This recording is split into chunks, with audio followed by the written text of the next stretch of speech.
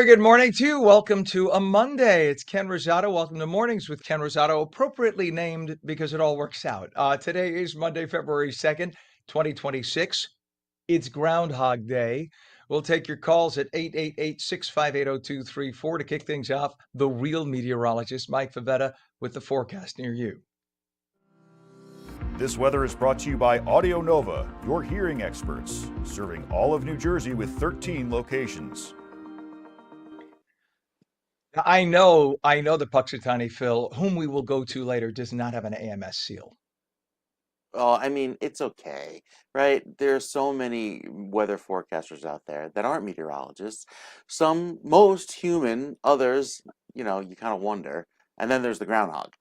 There are some, there are some fun things, right? That the groundhog, we look at the cute little animal and we go, "Oh, how nice," and then it goes and whatever. It's whatever. I know.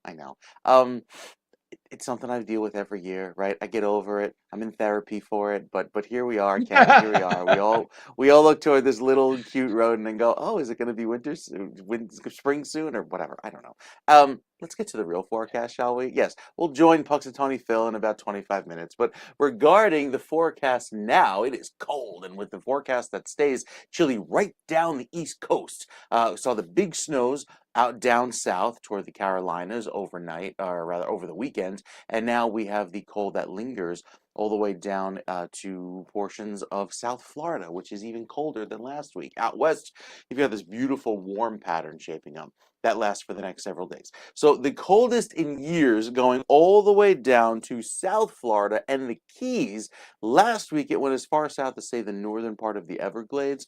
Now it extends even further south with that record cold going all the way down to Homestead, before you get over the bridges there to go to Key West. So very, very cold weather that will likely set some temperature records this morning and bring back another round of chilly weather, even all across the Northeast. I mean, this is cold we haven't seen in years. There is a little bit of a warm up on the way that brings us back just to above freezing for the first time in almost 2 weeks. We'll talk about that part of the forecast and take a look at the rest of the week's weather coming up, Ken, in just a few minutes. All right, sir. Very good. It is a chilly 19 degrees. It says Northern New Jersey, 16 in Trenton. Makes me shiver. I appreciate you. House Speaker Mike Johnson said yesterday that he believes he has the Republican votes to end a partial government shutdown by tomorrow. The U.S. entered what is expected to be a brief shutdown on Saturday after Congress failed to approve a deal to keep some operations funded. The Senate easily passed a spending package on Friday, but the House of Representatives was out of town, so they could not take a reconciliation vote.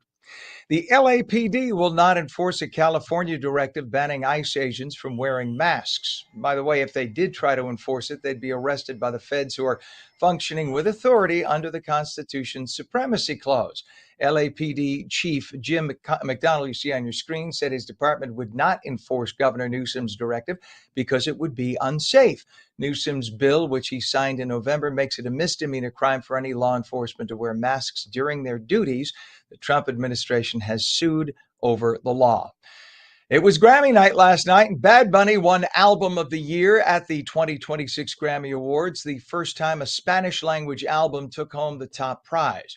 Billie Eilish won Song of the Year for Wildflower and used the moment to be a leftist shill like many socialist leftist Democrats, using their time on stage without a hook pulling them off, sharing opinions we really don't need to hear. You're to the left, boo, terrific. Glad you're enjoying your left-wing politics. Shut the frig up and play your music or get off the stage. You do not own network time. Justin Bieber, by the way, looking like he needed a bath, performed Yukon wearing sparkly boxers and old dirty socks. Didn't look at the audience. It was like in this drug-induced world of some sort. I don't know that he does drugs, but he certainly looked like he was on something. CBS has been in a steady decline of viewership for the Grammys with each passing year. Are you shocked? Hey, frequent flyers now have a new reason to worry. Drones. 79 flights were delayed in the New York tri-state region due to drone sightings last year, the third highest total of any region. About 10% of all drone cancellations, drone forced cancellations in the country happened in the New York tri-state.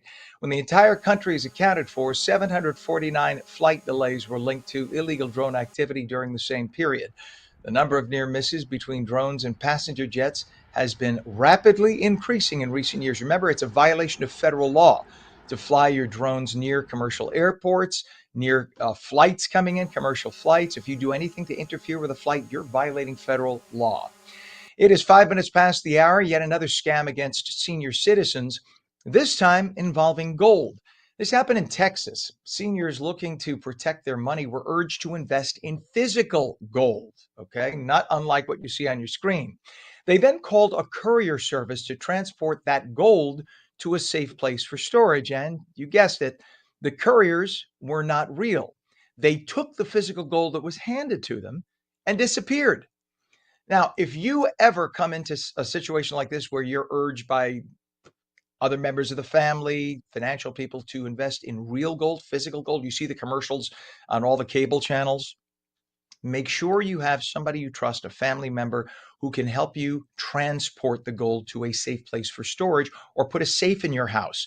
Do not hand it off to somebody you do not know for sure, who isn't guaranteed, who can't be guaranteed and vouched for. If it's not like an armed security guy from like a Brinks or something like that, do not hand your jewelry, your gold, your precious stuff to a relative stranger. You may never see it again. In all, the couriers that we're talking about made off with over $55 million in that gold, and they have never seen it again. There's no way to track it. It gets melted down. That's it. Gold prices, by the way, have soared in recent months to about $5,000 an ounce. In fact, last month, I think it went to about $5,400 an ounce. It's unreal. RWJ Barnabas Health celebrated the grand opening of a new food pharmacy at RWJUH Hamilton to help those who are struggling to put food on the table. Really nice idea here. The site provides fresh food, nutrition education, and one-on-one counseling to patients managing chronic conditions. RWJ Barnabas is running the program along with Mercer Street Friends and Fairgrown Farm. Organizers say they're looking at food as medicine because a lack of nutritious food can lead to health issues. So it makes sense that food really is our first and most real medicine. The Hamilton location joins several others statewide, with additional sites planned in Newark later this year. Well, the film Melania opened to the best box office numbers for a documentary in a decade after premiering Thursday on close to 1,800 screens nationwide. I cannot tell you how many people on the left online panned it. Nobody's buying the tickets. This thing is going to flop. Nobody's interested. Yeah, the documentary on the First Lady raked in $7 million, which is better, by the way, than many of the Disney films did with a lot of their Marvel comics movies that were crap. She debuted at $7 million. The $75 million production is on track to be the best performing nonfiction feature in 10 years. Amazon spent about $35 million on global marketing for the movie, which makes it the most expensive documentary in history. The director, Phil Ratner, he directed it, real Hollywood director. And some of the people that I know, just anecdotally speaking, some of the people I know who did see it over the weekend said it was really good. It was better than they expected. And Pam just tells me something that makes me want to give her a virtual hug. Here you go, Pam. You get a hug through the internet. Please don't send me to HR after the show. Pizza Bowl 6 is one for the record books. The annual fundraiser for Tunnel to Towers was held at Red's in Carlstadt. It pits hundreds of New Jersey pizzerias against each other to gain bragging rights. And you see Lucci's there. Lucci's won Best Meatball. Damn, was their meatball good. They're on Route 3 in Clifton. They also named the best pizzeria in the Garden State. So New Jersey's Best Balls Award. Yes, that's what the New Jersey Pizza Joints is called. The Jersey Pizza Joints, the founder, Guy Mattson, whom we had on Thursday, he calls the Best Balls Award for the best meatball maker. Again, went to Clifton Pizzeria, Lucci's, Route 3, owner Tim Gashi. And Tim will join us a little later, live in the broadcast. As for the best pizza in New Jersey, listen up. The winner, Pizza Bowl 6, best pizza goes to Bucky's Sourdough Pizza. What letter? Letter D.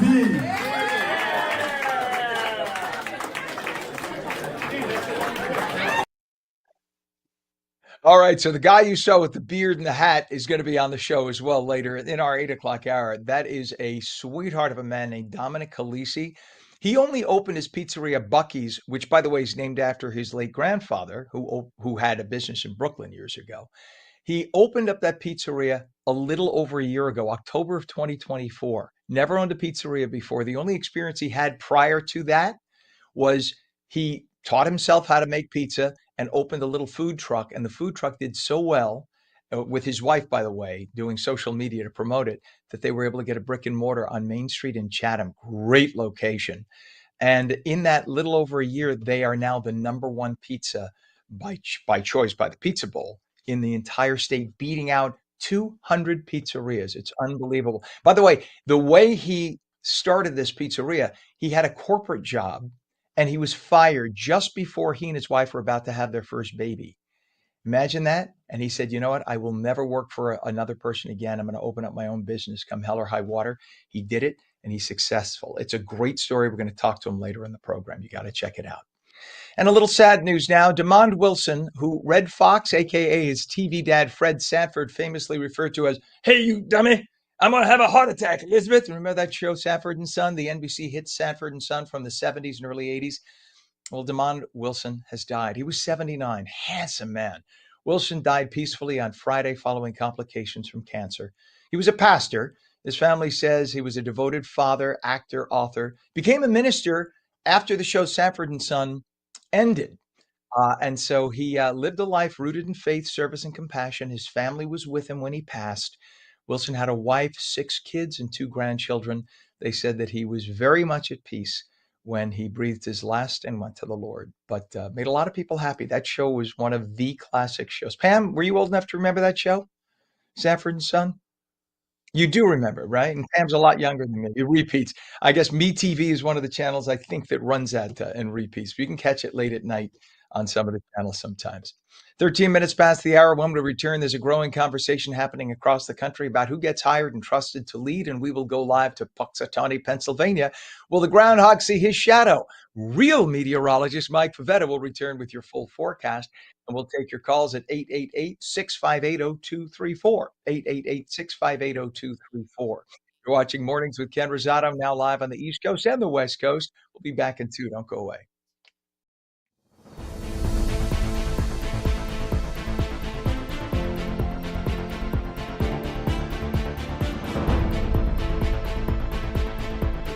Play it like the New York Sirens. Live in the spotlight. Etch your name in lights. Embrace the noise. And when it calls you, turn it up. Get louder. Play it like they'll hear us everywhere. Because this is our team. New York Sirens. Play it big.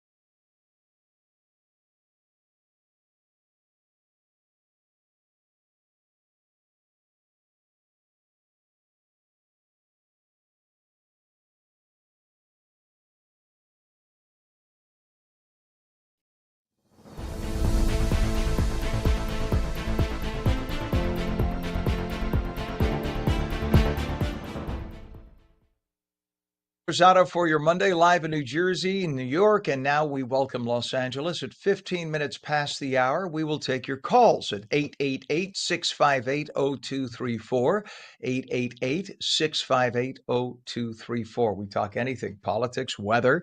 It's been bitter cold in the Northeast. Want to hear about your thoughts of Groundhog Day? Meteorologist Mike Favetta has the forecast near you. This weather is brought to you by Audio Nova, your hearing experts, serving all of New Jersey with 13 locations. All right, Mike. So did I hear right that we have a record? It's what, 15 or more days with under 32 hmm degrees in the New York, New Jersey Yeah, area? That's it's the true. coldest? I don't know if it's a record, but the coldest in half a century? The One of the coldest coldest stretch, in I a should say, the very longest long stretch. time. Yeah, it's definitely top five. Probably aiming for top three. Probably get above the freezing mark tomorrow. Now the problem is, Ken, now that the temperatures are starting to moderate, we get into that track where we could see the potential for some more storms buzz on by, giving us some threats of snow. Right now we're quiet, but tomorrow night that may change, and the reason for that is the jet stream, the way it steers these storms across the country, could give us a little more activity by the time we get to the end of the day tomorrow. So that colder than average trend continues here across the east all the way down to Florida. Got to go west for the warm weather. It's actually above average, warmer than average high temperatures all the way out toward Arizona and down toward Southern California with that lovely dip in the jet stream. But again, out east, it is cold right down to the coast, even all the way up into Maine. Again, we'd expect it to be cold.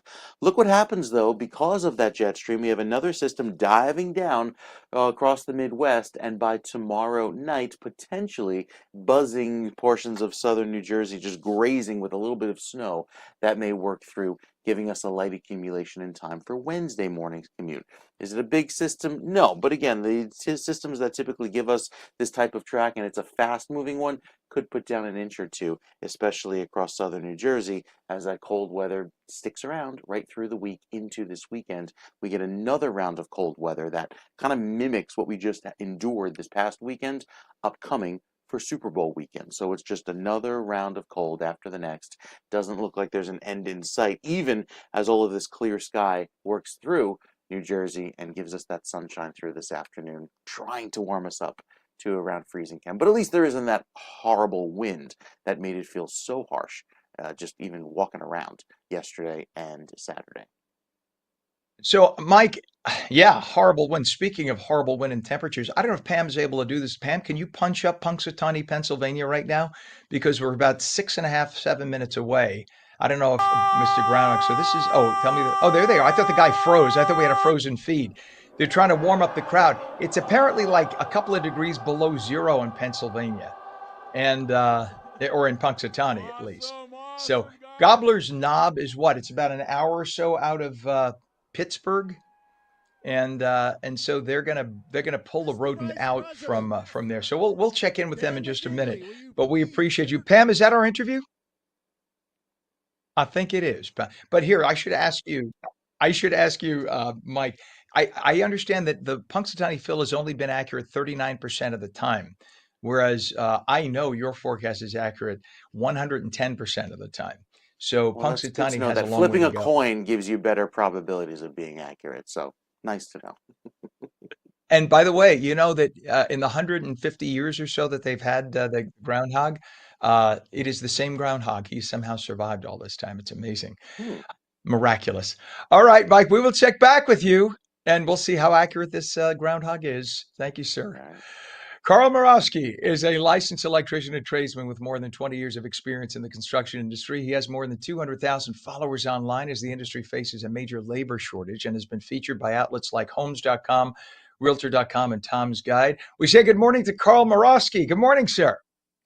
Good morning, Ken. How are you?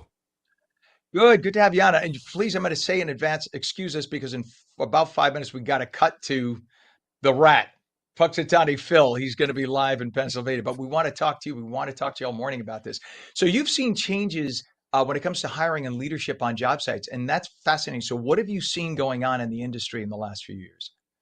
Yeah, I mean, I've been in in the construction industry for about 20 plus years, and it used to be a situation where as your body would wear down, a lot of guys would get into management. So they would get out of the field and they'd become a supervisor or they become a project manager. And now there's sort of a gate that exists between the leadership and the field. And it's causing a bit of a rift, an us versus them mentality, and a point where a lot of tradesmen like myself who are getting into their 40s and 50s are looking at, maybe my body is starting to kind of wear down, and what's the next step? And unfortunately, that next step seems to be disappearing.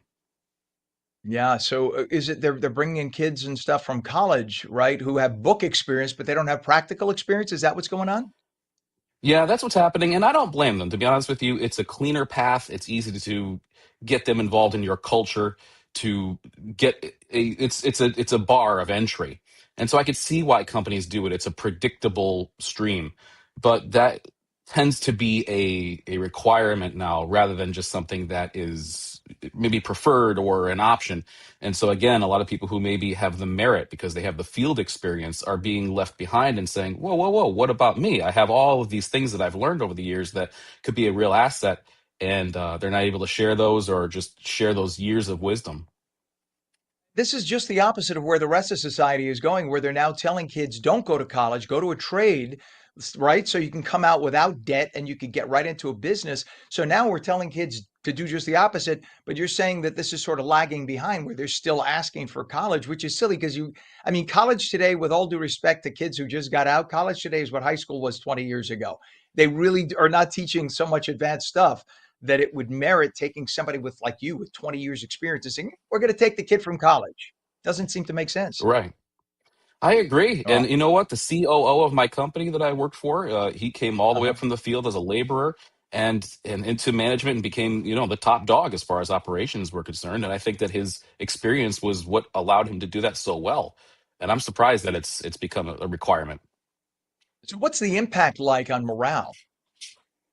It's not good. Again, it creates an us versus them mentality, an idea that they truly don't know what we go through. If you're going to tell somebody, you can understand what it's like when you have to deal with critical path, but unless you've lived it and lived the different weather and all that stuff, you really don't truly understand it. So you have to walk in those shoes, and I think it should be a prerequisite for anybody even coming into the to management from college, that you work a little bit in the field to understand it. Mhm. I think 100%. And that's true. I think of any career, but especially in a trade like yours, electrical work, you can't just dabble. It could cost people their lives. We need to get a website for more information, Carl. I have an article that I wrote on carlmorawski.com if you want to look a little bit more into it. I offer some solutions there and just my thoughts. All right, Carl Morawski. It's spelled Murawski, licensed electrician and tradesman Carl Morawski. We appreciate all you do, the real deal. And it's sad that meritocracy has been pushed aside for people's politics in many cases. And great concepts. It looks good on paper, but not necessarily in the real life. We appreciate you and thank you for coming on this morning. Thank you. It's been a pleasure. Thank you. My pleasure. All right, 7:23. We could have talked to Carl. Unfortunately, we have. I say unfortunately on behalf of Mike Favetta. We have Groundhog Day. So today is Groundhog Day. Once again, all eyes are turning to the town of Punxsutawney, Pennsylvania. Let's take a look right now, live look at the town of Punxsutawney, and they're going to pull him out. They're going to pull out Phil right now. I guess they're going to go a little live, maybe a minute live. It's a good thing we went a little early to him, a minute early. Let's see, they're yanking out the rat. Let's listen in. I don't know if we have audio, but I'll kind of narrate. Oh, it's just quiet. There is audio. They're brushing them off. 150-year-old groundhog, they say. It's Punxsutawney Phil! So I don't know. I can't hear Pam. Can you hear what he's saying?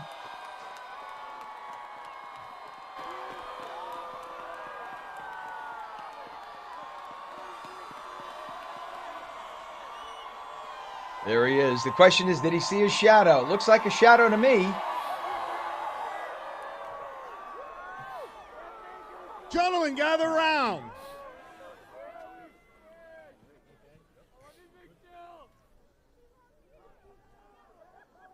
It's a rat.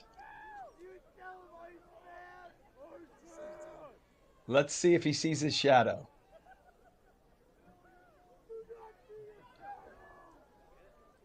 We have a scroll. This is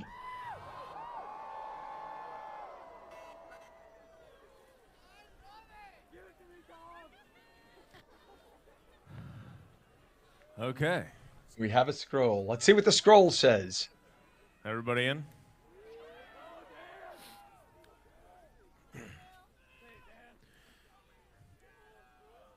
Hear ye, hear ye, hear ye. Now on this February 2nd, Punxsutawney Phil, the seer of seers, prognosticator of all prognosticators, was awakened from his wintry nap at dawn on Gobbler's Knob. Phil looked to the skies and then, speaking in groundhogese, directed President Dunkel to the proper scroll, which reads, "It's my great honor to answer your annual call. So I rise again this morning to greet you all. But today I wake thinking of numbers and time. America turns 250 and I'm at least 139. Let's celebrate all, young, old, babies, or millennial, and kick off America's semi-quincentennial. We look to the future and not just the past, so I suppose this party could use a forecast. It is my job this February 2 to look to the skies and report back to you that there is a shadow here on my ground. 6 more weeks of winter abound." There you have it. There you have it. All right. So Pam, our director, is very happy. A bitter cold, Punxsutawney, Pennsylvania, just outside Pittsburgh. Punxsutawney Phil, 139 years old, so they say. And if you believe that, I have a bridge to sell you in Arizona. Punxsutawney Phil says he has seen his shadow and there will be 6 more weeks of winter. Now, just for what it's worth, Pam, I don't know if you could bring us up to a $2. Just for what it's worth, if you do the math, there's 6 more weeks of calendar winter no matter what. So this little groundhog, this little ground, he is a cute little fella up close there, Pam. I don't know if you want to punch him up again. He's cuter than me, certainly. Oh, Pam saying we don't have time. Okay, I know we're running out of time here. But anyway, they say he's 139 years old. I don't think he looks a day over 129. All right, that does it. We will be back in just a little bit. You're watching on New Jersey Mornings from the East Coast to the West. Back in 2 minutes.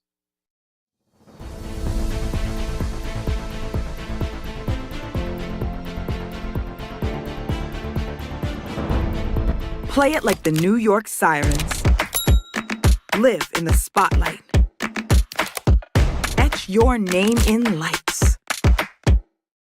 Embrace the noise. And when it calls you, turn it up. Get louder. Play it like they'll hear us everywhere. Because this is our team. New York Sirens. Play it big.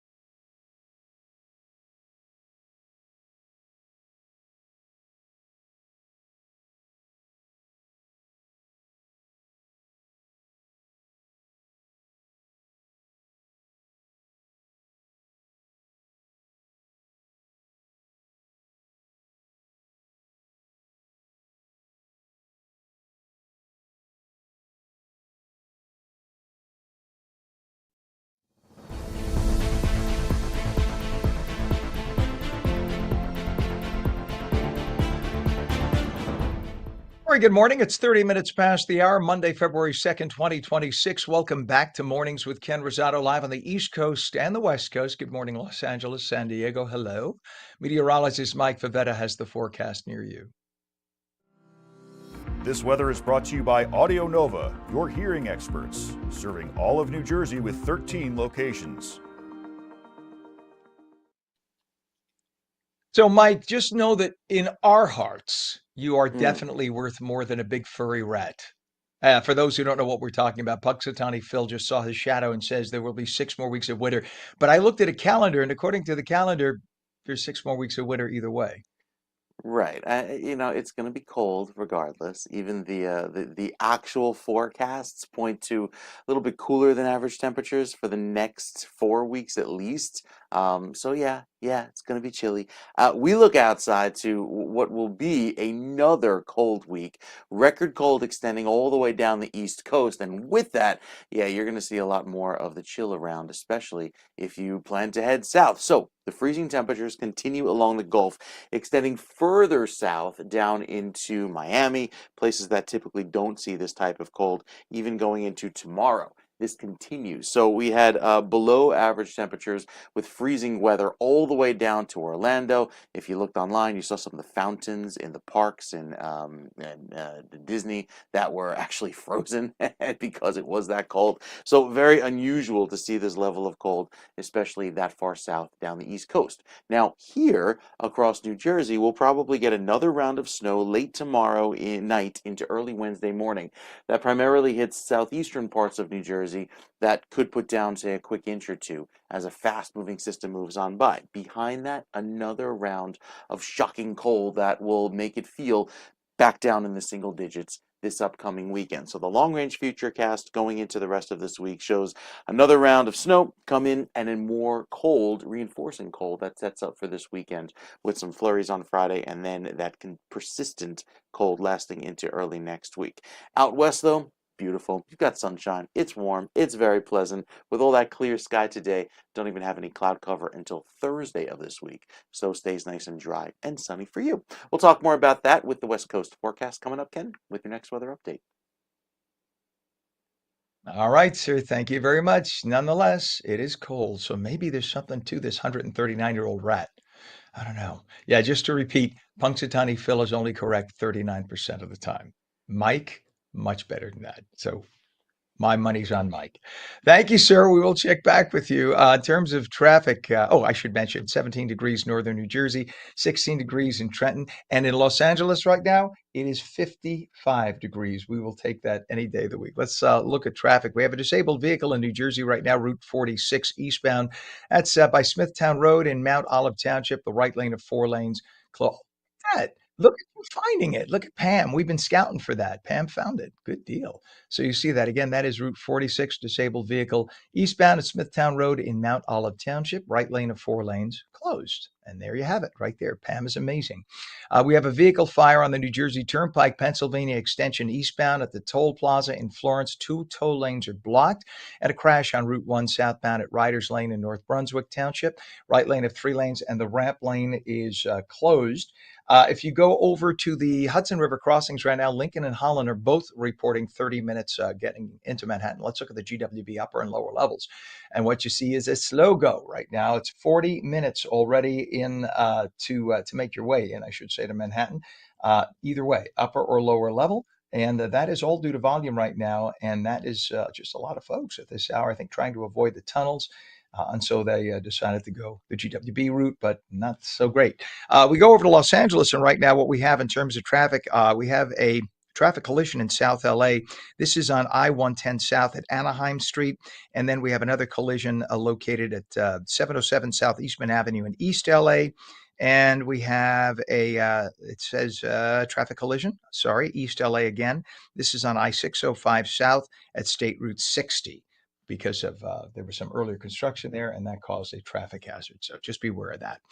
It is 34 minutes past the hour, and this morning we're talking about technology, innovation, even a little New Jersey winter magic.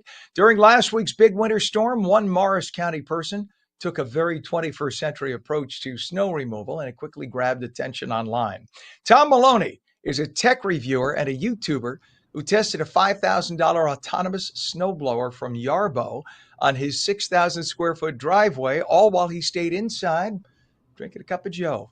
Of course, his video went viral. We say good morning to Tom Maloney. Hey, Ken, thanks for having me. Thank you for coming on, sir. I mean, the whole world watched this video. Little did I know you're about 2 minutes from where I'm sitting right now. I'm also in Morris County. I didn't realize you were right there until after we did the story, and we did do the story like everyone else. Were you first of all, when did you get the snowblower? Let me ask you that. So I got it around November-ish, I think. That's when Yarbo sent it to me to prepare it for the winter. You know, you don't just take this thing out of the box and turn it on. You have to invest some time in assembly, programming, and getting it ready to do your property. So they wanted to make sure I had it in my possession before it started to snow. So it's like a sort of like the old Roomba vacuum for inside the house. It has to sort of map the property so it knows where to go and what obstacles to avoid. Yeah, a little different than the Roomba. The Roomba is kind of out of the box. You plug it in and you set some sensors up and it just pings between those. This, you have to tell it where to go. So I had to walk it around the perimeter of my driveway. It has, you could either use your cell phone or it has like a video game controller that you walk it around the perimeter basically. So it knows these are the limits, don't go beyond that, but then do everything inside those limits. Because there was so much snow that we got. I mean, Morris County, some parts got up to 14 inches. I don't know, in your property, you got about, 10 inches where you were? No, well, actually said 14.2 inches when I went Oh, you online and did? saw where we were. Yeah, and it wasn't an easy, all fluffy snow. It started out that way. The first maybe 7, 8, 9, 10 inches were really fluffy, easy snow to throw. But then, I mean, you live out here, you know, it turned over to sleet. Right. And for the last 6 or 7 hours, it was just like a mixture of sleet and snow. And that's always the what's becomes troublesome to snow blowers because it's really heavy. It cakes up in the chute. So I was a little concerned about that, but it was able to do it. But it took a lot of passes, which is not. I mean, even if you have a snowblower yourself, you don't just go out there when there's the full 14 inches. You do it every few inches, right? Yeah, I mean, it depends on how deep it is and how big of a snowblower is. If you have a really monster snowblower, you can wait, until it's 12 inches or so. You don't want to really do too much more than 12 inches in one pass. But with this autonomous snowblower, it's different. Particularly if you're going to have a storm, let's say greater than 5 or 6 inches, you turn it on when you have about an inch or two, and you let it continuously work the driveway. Because it just, especially if you have a big driveway like me, you mentioned earlier, I have a 6,000 square foot driveway. It's 325 feet long with a big landing. That's an unusual driveway. So I needed to let this thing get a head start it when it's low and just keep working. If you had a smaller driveway, something maybe say 20 feet wide by 30 feet long, you wouldn't have to really get out there so early and do it. But because there's so much square foot here, I didn't want it to build up because then it has to work harder. So I just let it go. It ran all night, and the next morning, Monday, when the snowfall stopped, I went outside and there was blacktop. So I wasn't expecting it to work this well, quite honestly. When I got it, I thought I was going to do this review and I was going to say, well, this is really cool, but the tech's not there yet. There are a few years from really this working, but that wasn't the case. I tell you, I'm amazed at how well this thing did. That's amazing for sure. Now, this is battery powered and it lasted all night doing that, throwing that much snow. So it is battery powered, but no, it didn't last all night. It has a charging dock like the Roombas have. And what happens is when the battery gets down to, and you program it to the set low limit, I had it set at 15%. When the battery gets down to 15%, it takes itself back to the charging dock, climbs up on it. Well, first it cleans the snow off of it, and then it climbs up on it, and it wirelessly charges. So it was charging about as long as it was clearing the snow, because I saw that it ran for anywhere between an hour and an hour and a half, and then it would go back to the charging dock and charge for about an hour to an hour and 15 minutes. So this is what it kept doing all night, running for an hour or so, charging for an hour or so. you don't care because you're inside in the warmth having coffee. Let it go 24/7 and do its thing, right? Who really cares? That's the amazing thing about a robot. So you must have been beyond ecstatic when you saw this thing working. And were there any kinks though? Did it hit rocks or I think I read it got damaged at some point or caused some damage. Did I read that right? No, well, the first time when this wasn't our first snowstorm. So I Okay. actually made another video about it a few weeks ago when we had those like 8 or 9 inches, I think it was, or no, about 7 or 8 inches. And I had it was my programming error. I didn't have it programmed really well. You'll do different rounds of you're going to tweak this thing. This is going to take some work to get it to where you want it to be, but I think it's worth it. The first time I did it, it was hitting some rocks when it was trying to get to the charging dock, and I fixed that. So in this storm, that didn't happen. But on this storm, a couple things happened. I programmed it also to clear pretty close to the end of my driveway. Now, you know, when the plow comes, they plow you in. And with a storm like this, with slush and heavy snow, we had like a 3 foot mound of snow at the end of the driveway. And the Yarbo was trying to clear its path that I programmed it to. And it kept running into it, backing up, running into it, backing up. It was an impossible task. It wasn't going to be able to clear that 3 foot of like ice and sleet. So the chute got clogged. So I had to go out, clear the chute, and then I actually took my manual snowblower and cleared the bottom of the driveway because I didn't want it to continue to have that problem. Just the driveway apron, you know, where the street is. So that was one Right. problem. Another problem was I was driving back and forth over the driveway all day with my truck because I had errands I had to run. I had to help my parents. So, you know, when you ride on the snow, you pack it down. And at the top of my driveway by the garage, I had built up like 3 inches of ice where I just kept pulling over and on. It got lodged on top of that, and the tracks were spinning and it couldn't move. But that was my I fault because I yeah. packed it down, you know? Well, it's pretty amazing. It's pretty amazing. And I think this is the future for sure. And I'm sure they'll come down in price. Tech reviewer, YouTuber, Morris County Zone. Check him out online like I did. Go to YouTube. It's Moloughney. Is that Yeah, how you you look spell up, it? it's Emma, but you look up State of Charge. That's where you find all my content on YouTube. State of Charge on YouTube. Tech reviewer, YouTuber, Morris County Zone, Tom Maloney. We appreciate you coming on this morning. Absolutely fascinating. We'll keep checking out your tech stuff. And please come back as often as you'd like. We'd love to have you back. Thanks for having me. Thank you. 43 minutes past the hour. TikTok facing a major user revolt in the U.S. Fisher's up next.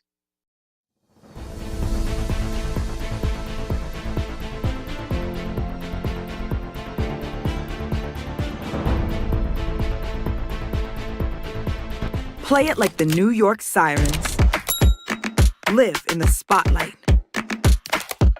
Etch your name in lights.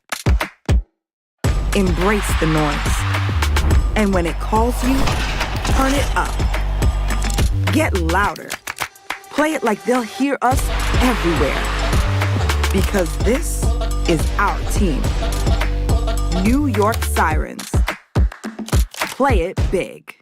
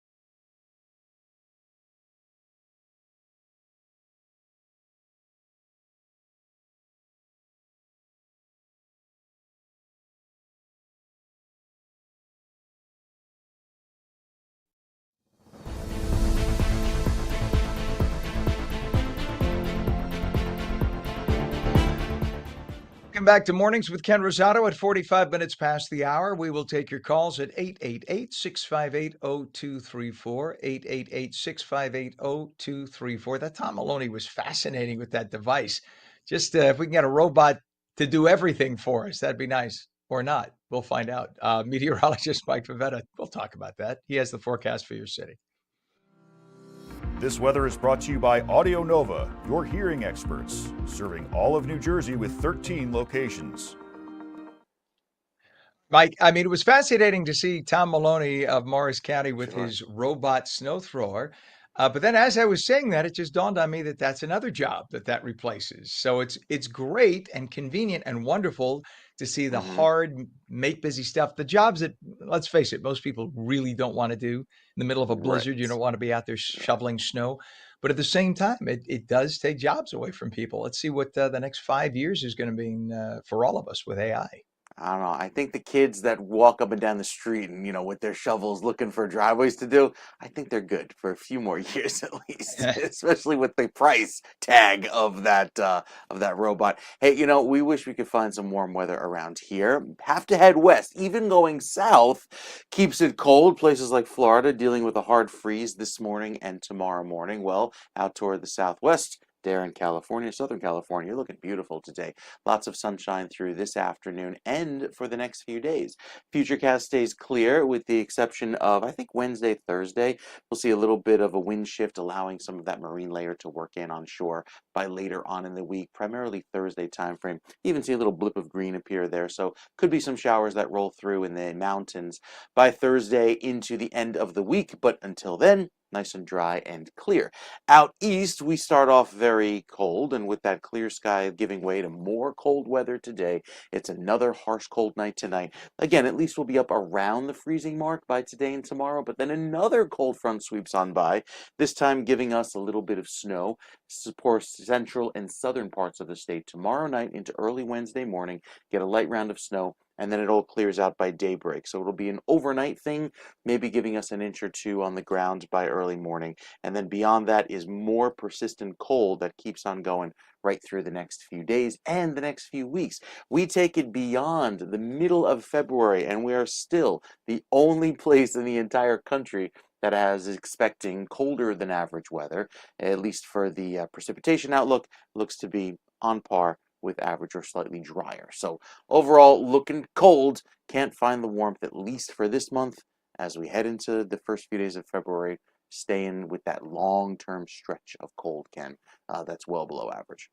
And just a reminder for those rat enthusiasts, Punxsutawney Phil, as today is Groundhog Day, Punxsutawney Phil, we went to him 20 minutes ago. He did see his shadow, and that means because he saw his shadow, that means there will be 6 more weeks of winter. I never understood that. You would think if he saw his shadow, that's sunshine, that would mean an indication of good weather coming. I don't know. It's a rat, Good and he's folklore. 139 years old. What are we going to do?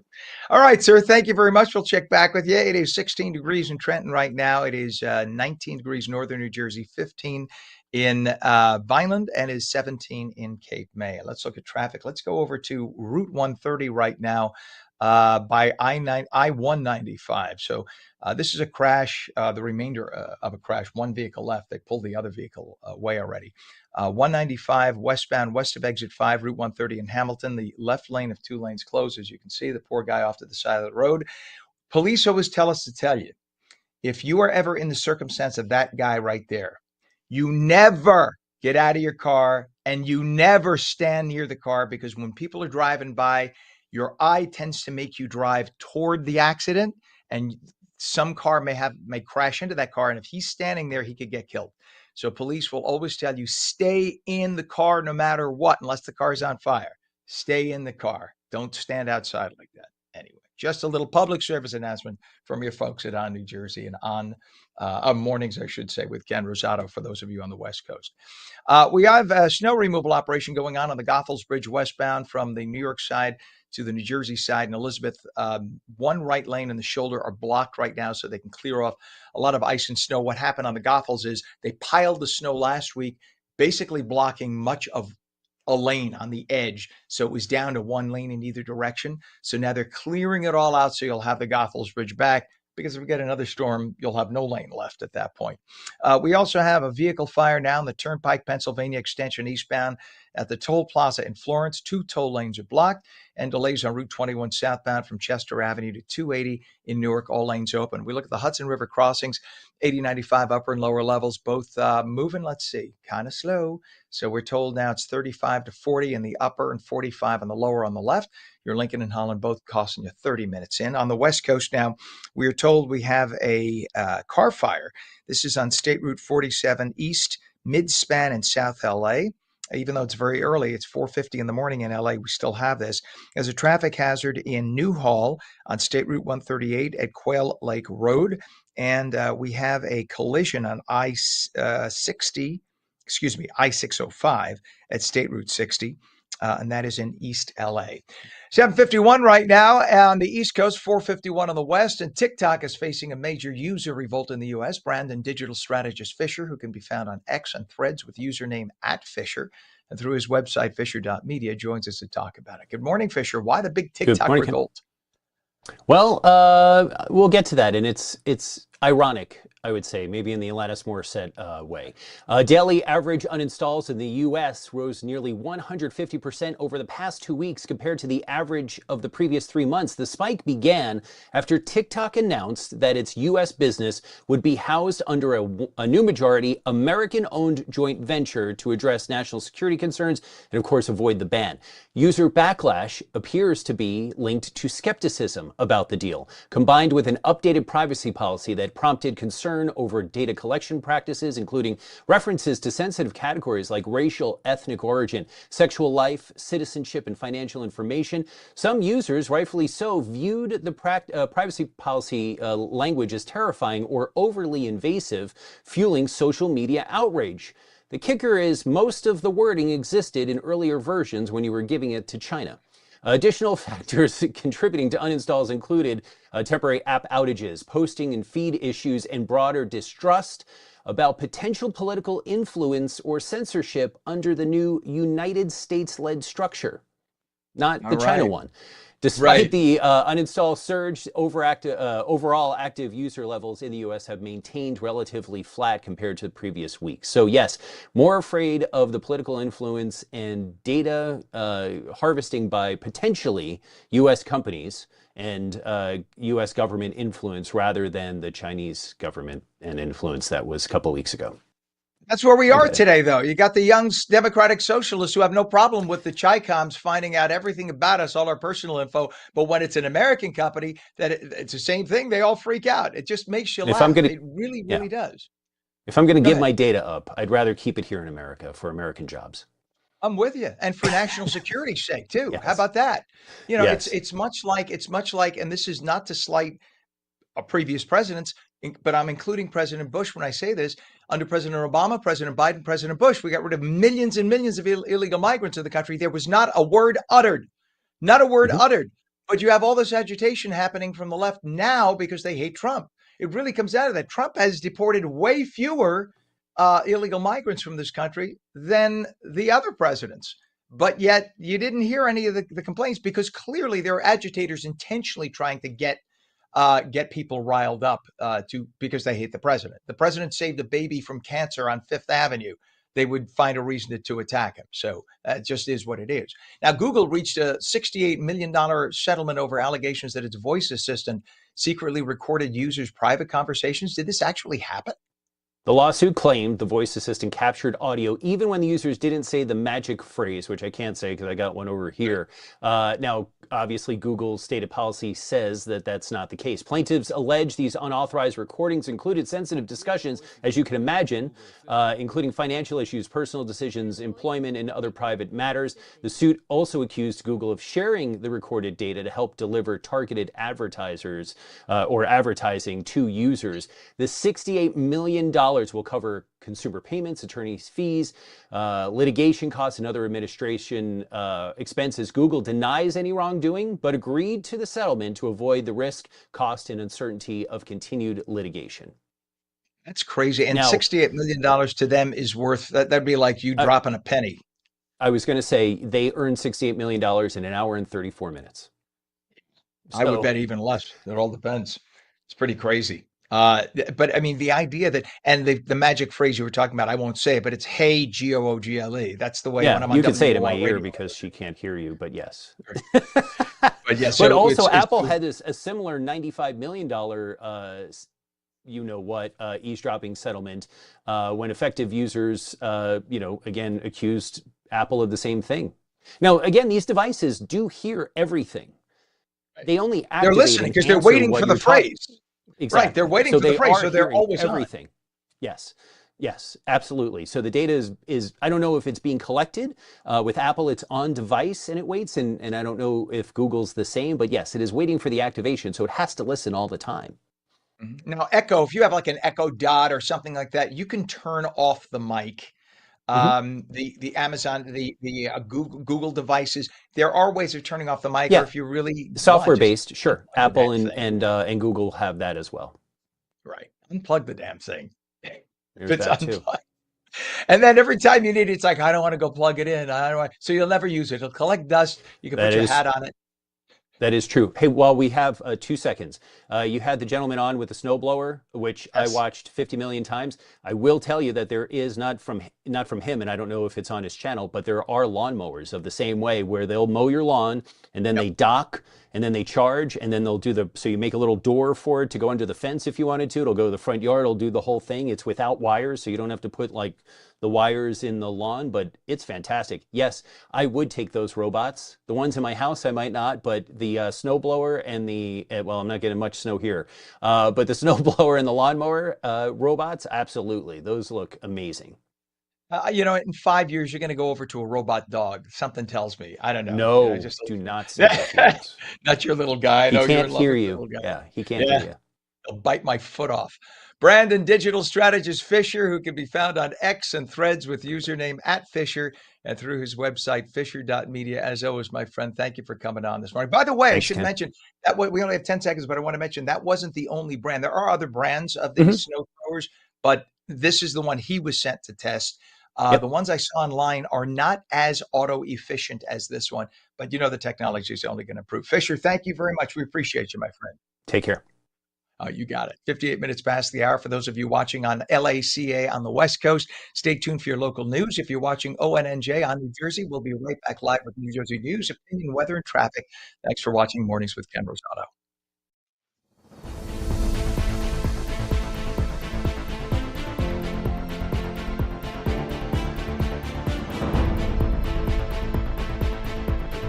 Play it like the New York Sirens. Live in the spotlight. Etch your name in lights. Embrace the noise. And when it calls you, turn it up. Get louder. Play it like they'll hear us everywhere.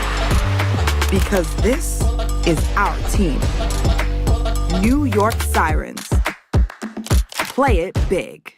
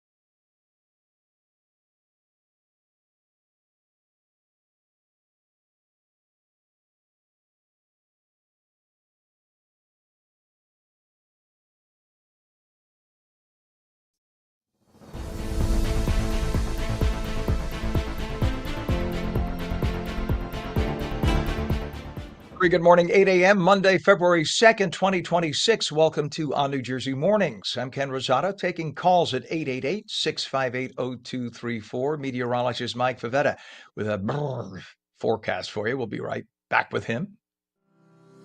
This weather is brought to you by Audio Nova, your hearing experts, serving all of New Jersey with 13 locations. The Punxsutawney Phil saw his shadow this morning, meaning 6 more weeks of winter. What does Mike say? You're our big groundhog. A lot more cold weather with that, especially with the chill that lingers through New Jersey. Ken, it is cold across the Garden State. That cold weather advisory lingers through central and southern parts of the state. Now, you may say to yourself, well, why isn't northern New Jersey covered in with that warning there of the cold weather? Well, it all depends on which weather forecast office issues the advisory. And right now, northern New Jersey's weather office says that, well, it's just going to be cold, but not cold enough to warrant an advisory. You look at the data, though, and go, it's pretty chilly, especially with air temperatures right now hovering in the teens yet again, but it's the wind. Even though it hasn't been as harsh as mornings past, that wind chill making it feel like 5 degrees on the Green in Morristown, 9 right down Broad Street in Newark, and 1 in Toms River. Yes, that wind chill is certainly present this morning with those wind gusts anywhere from 9 to 17 miles per hour. So plenty of cold air around. At least it's about 10 to 13 degrees warmer than this time yesterday.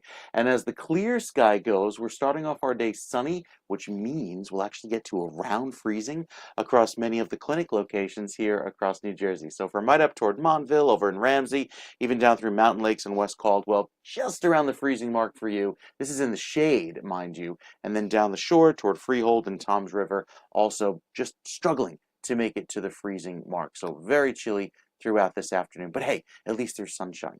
That won't be the case by the time we get to tomorrow afternoon, because the clouds roll back in by the end of the day, leading to another round of chilly weather through the afternoon. And yes, more snow that comes in later tomorrow night into early Wednesday morning. It's a fast-moving system, maybe puts down an inch or two as it does, and then clears out by around daybreak on Wednesday. So again, this is for central and southern parts of the state. Maybe northern New Jersey gets clipped with a few flakes on the windshield.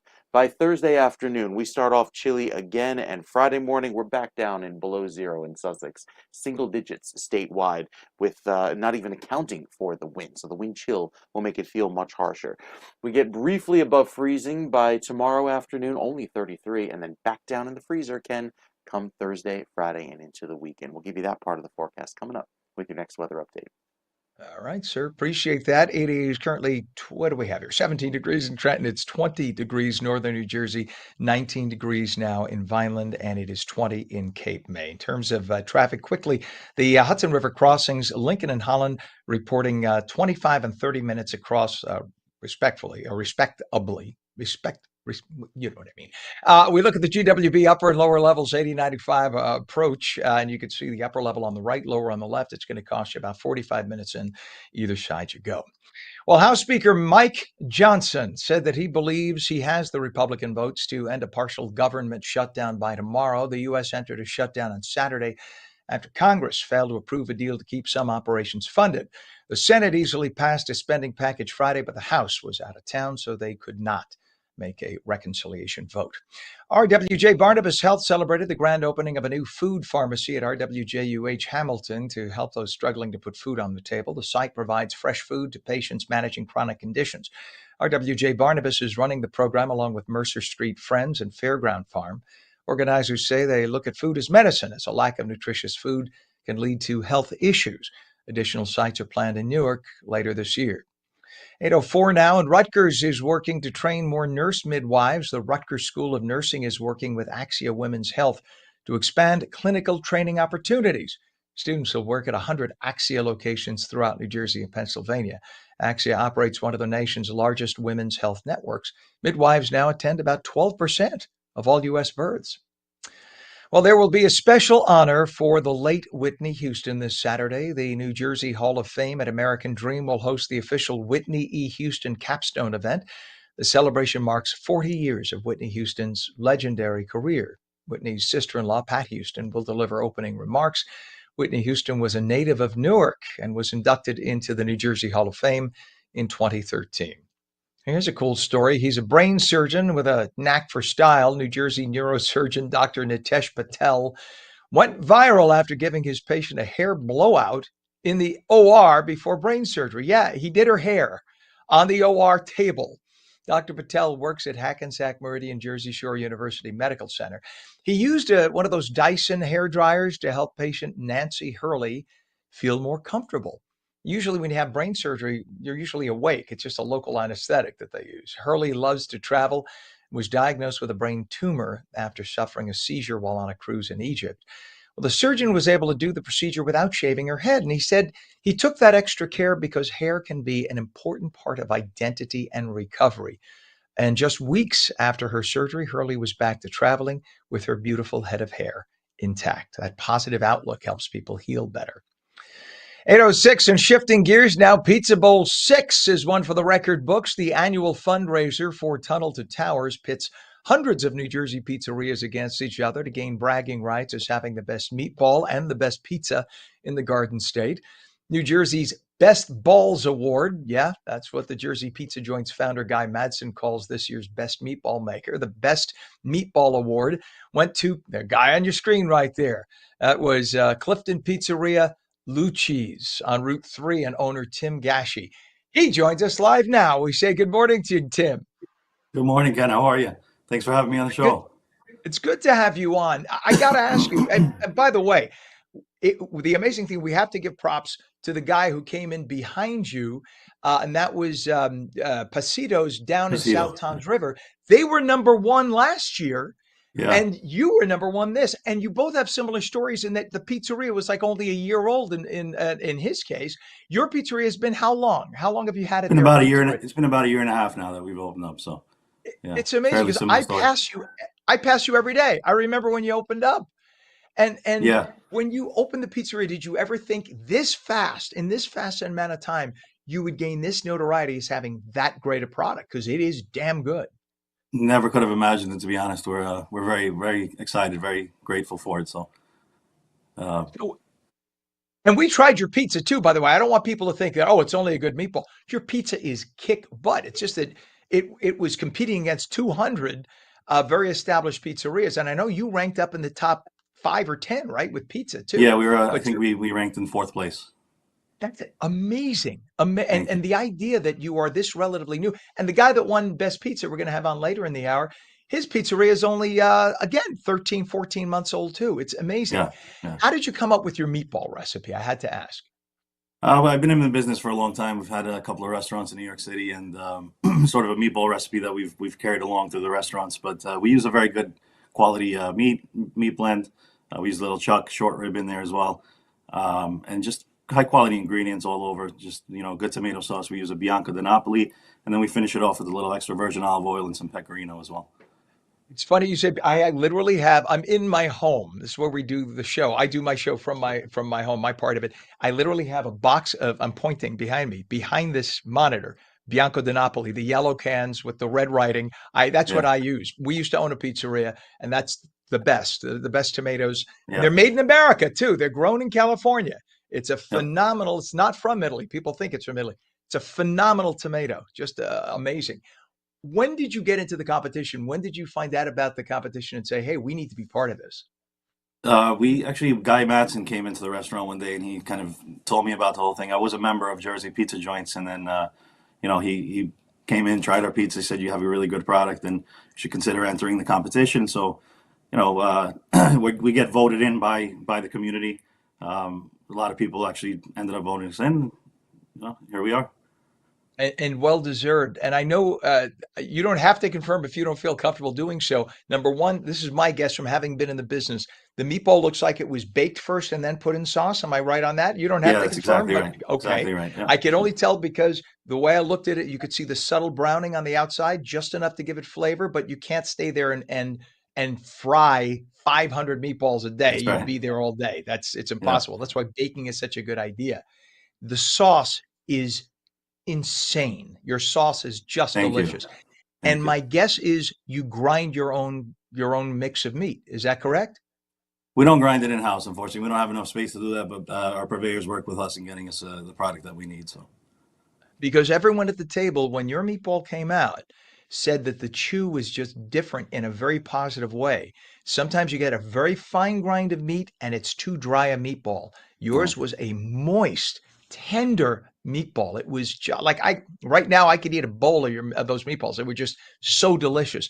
And there were Thank just you. a few je ne sais quoi flavors in there. And we were all guessing. Somebody said, and again, I'm not asking, don't give it away. Keep it a secret. One person said nutmeg. One person said another. It's like, well, I know there's parsley. I don't know if there's onion. I could see a little garlic. Bottom line is, it's damn good. And is Thank you. meatball a big seller at the pizzeria? Well, it certainly is now. Definitely is now. We always we had it on the menu for a while, but yesterday we sold out. So let's see what happens this week. Yeah. Oh, I'm sure once every TV and radio station and newspaper publishes about you, you better bring in some extra staff, and well deserved. Absolutely. Just an amazing thing. I ask you, just because of the era that we're in with the deliveries, DoorDash and Uber Eats and whatnot, and Slice, um, what is the comparison of business that you do, walk-ins versus those delivery services? Well, we're located on Route 3, so it's it's a pretty busy highway. A lot of people don't like coming onto the highway during rush hour to pick up their pizza and stuff. So we do a lot of business through DoorDash, Uber Eats. We also offer our own delivery as well. So yeah, I would say it's probably more on the delivery side. Say maybe 80-20, 20% walk-ins, 80% on deliveries and takeouts. That's a game changer for a lot of pizzerias, Yeah. right? Because you think about it, years ago, if you couldn't afford your own delivery person and we didn't have DoorDash and whatnot, if you didn't hit it with walk-ins, you'd be out of business. So it's amazing how the industry has changed, but thank God it did, because Yeah. otherwise a lot of people would not have sampled your amazing product. The owner of Lucci's Pizzeria, Route 3 in Clifton, Tim Gashi, #1 meatball in New Jersey and top 5, #4 pizza in New Jersey. Congratulations again. Thank Well you so much. deserved. Thanks Thank for you for having me on, coming in. Ken. Appreciate I it. will be by. I pass you every day. I'm coming in. I'll see you, Tim, when I get there. All Sounds right? good. Thank you so much. Take God care. bless you. Thank you, my friend. What a talent. The food is that good. Check it out today. It is now coming up on 8:13. When we come back, we will speak with the captain of New York's only professional women's hockey team, the Sirens. A mix of sun and clouds this morning, then becoming cloudy later. Beautiful sunshine, though, to begin with. Maybe a cloud later. Highs in the mid-30s. Don't get too used to the milder weather. Back down to single digits tonight. You're watching On New Jersey Mornings. We're back in 2 minutes.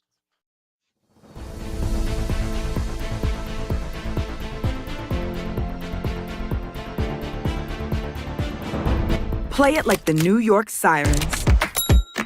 Live in the spotlight. Etch your name in lights. Embrace the noise. And when it calls you, turn it up. Get louder. Play it like they'll hear us everywhere. Because this is our team. New York Sirens. Play it big.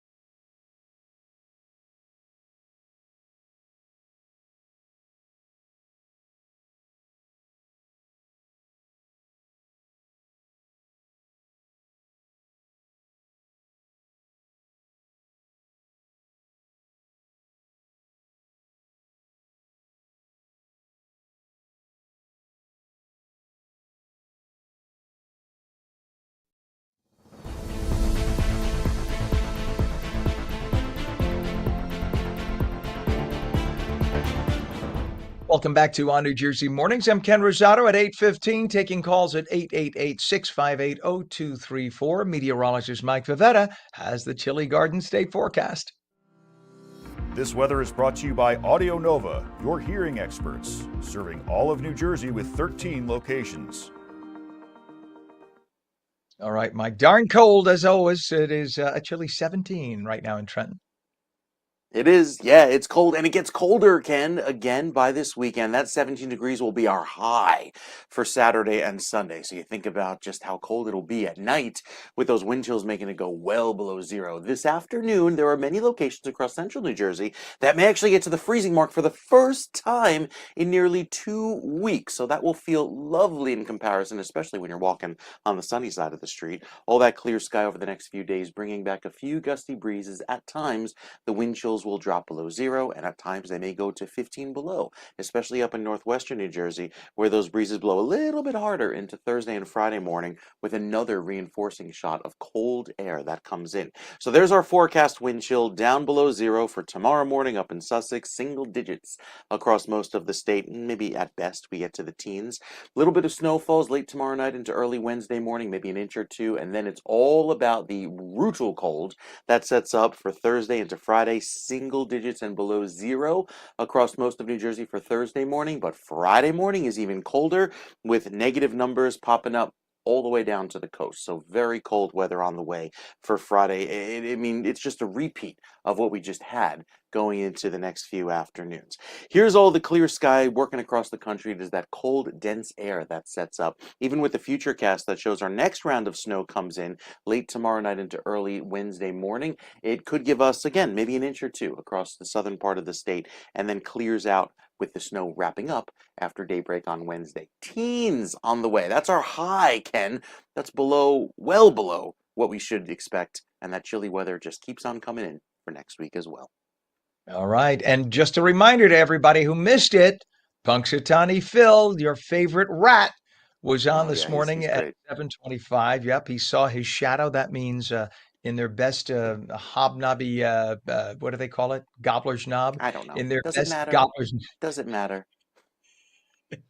Well, let's put it this way. Who I know did this or that, got so cool. It doesn't matter.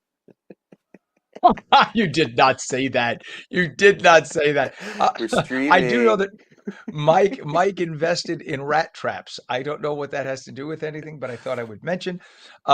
He did see a shadow, which means 6 more weeks of winter. But if you do the math and you look at a calendar, there's 6 more weeks of winter either way. Yeah. I'm with this guy right here. All right, Mike. Thank you, sir. We will check back with you. 20 degrees now, northern New Jersey, 17 degrees in Trenton. Quick check of traffic for you. Go to the Garden State Parkway. Disabled vehicle now northbound, north of exit 138 in Kenilworth, the right lane block. That's causing a little brake check. You can see there on your screen. We have a disabled tractor trailer, I-78 westbound at exit 26, Rattlesnake Bridge Road, Bedminster Township. Right lane is closed. Let's go to the Lincoln Tunnel, Holland Tunnel. Both are 30 minutes across, GWB upper and lower levels.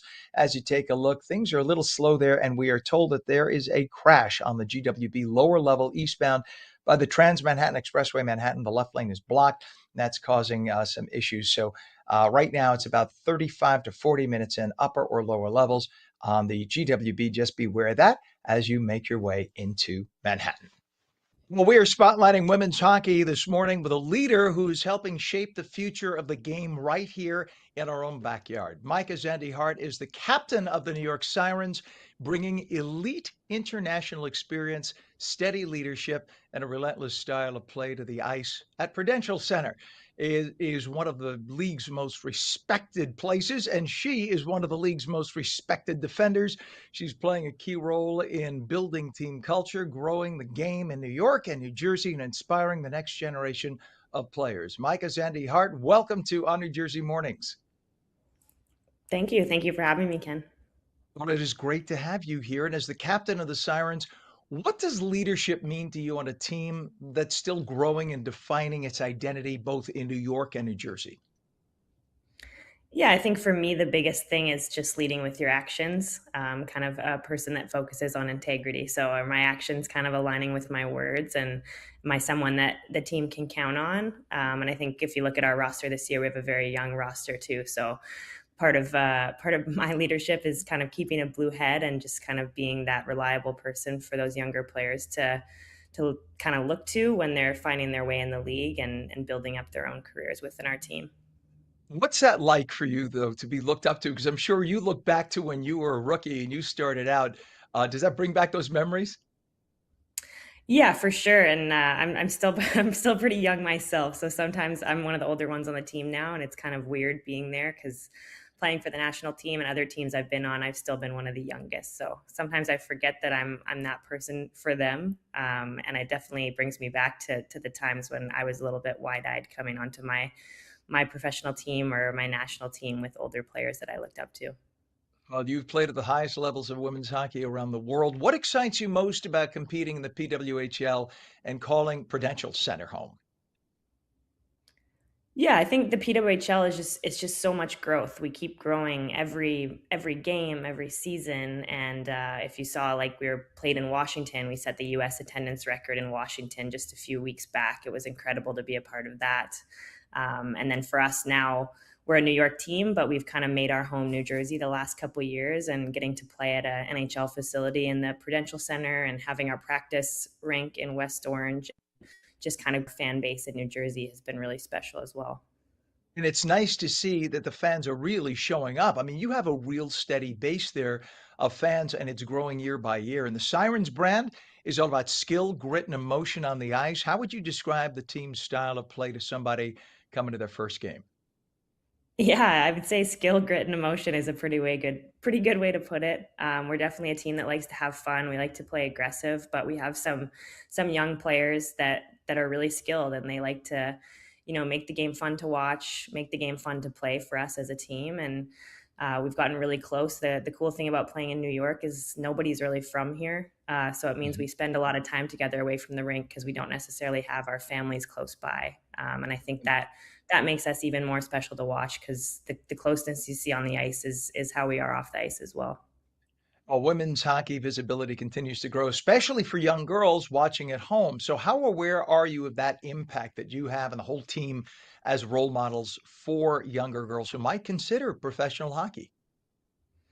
Yeah, we're definitely aware of it. I mean, women's hockey wasn't something when I grew up, you flipped on the TV and it was on. It was always the NHL that I watched. So knowing that girls can do that at home on a Wednesday night at 7, they can turn their TV on and we're there. And also just, walking around in New Jersey or even in New York and having the Sirens logo on my jacket and having people stop me in the street and go, "Oh my gosh, you play for the Sirens? Like, we were at your game last weekend," or "We're coming to the game at MSG," things like that. It kind of brings you back into perspective that people are following us, people are watching us, and at the end of the day, too, the coolest thing is people are supporting us and they want us to do well. Well, I mean, I'm just curious. Do you have a favorite male hockey team as well that you follow? I'm just curious if you want to share. Yeah, I mean, I'm from the West Coast of Canada, so the Vancouver Canucks have been Hmm. a pillar in my life since I was a kid. The Sedins were drafted right around the time I was born, and I watched them and fell in love with the team since I was a kid. So I still follow them, and I go to watch them when they're in the tri-state area. Vancouver, one of the most beautiful cities in all of North America, too. It's just an amazing place that people need to visit. Why is building connections in this community now so important to the team? Do you feel that that's really the way to bring fans in who otherwise might not give it a shot? Yeah, totally. I think hockey's still a bit of I would say a newer sport in the United States. Being from Canada, obviously we like to pride ourselves that hockey is our game, but in the United States, that there's a lot going on. There's a lot of different sports to follow. So sometimes getting people out to hockey game is getting a person out there that's never watched live hockey before. And I think something that we focus on is just getting to know people off the ice and, giving them, that eye contact and getting to know their name and then seeing them come back and remembering something about them or signing something. That goes a long way when you try to build a fan base. And I think for us, we're trying to keep those connections alive and keep people wanting to come back and them knowing that the Sirens family kind of reaches beyond our team. It's out in the community and they're a part of it as well. Yeah, I spent part-time down in Fort Lauderdale, Hollywood, Florida, in that area, and Hollywood specifically has a huge French Canadian base, especially about 6 months of the year. They're snowbirds. They come down because I was kind of shocked how big hockey became in South Florida, where it never gets below like 60 degrees. How did that happen? Then you realize how many Canadians have moved to Florida and brought the joy of hockey to Florida. It's an amazing thing.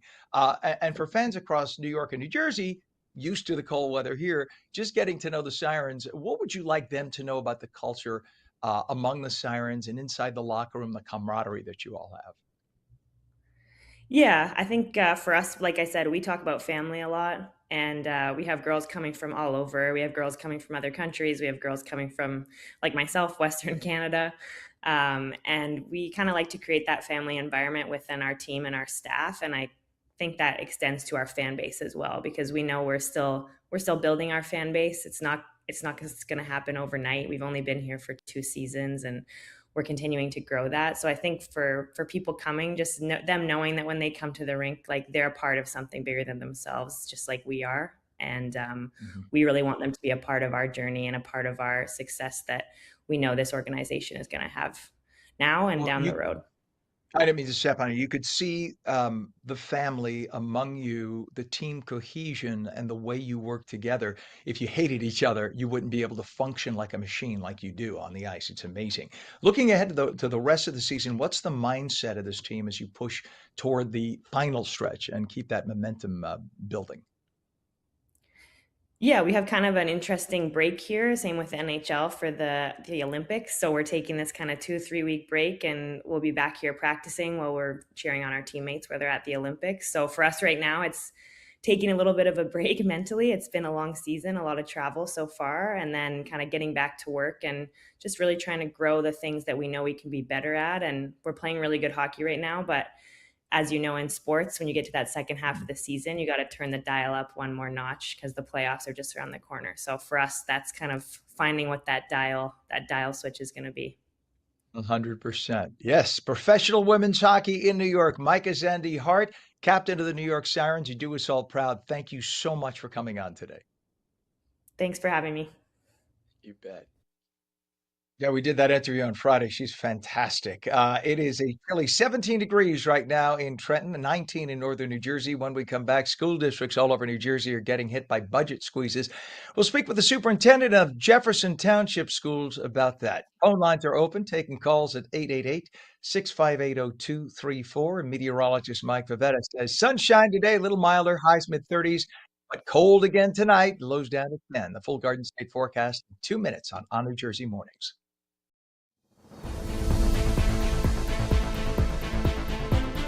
Play it like the New York Sirens. Live in the spotlight. Etch your name in lights. Embrace the noise. And when it calls you, turn it up. Get louder. Play it like they'll hear us everywhere. Because this is our team. New York Sirens. Play it big.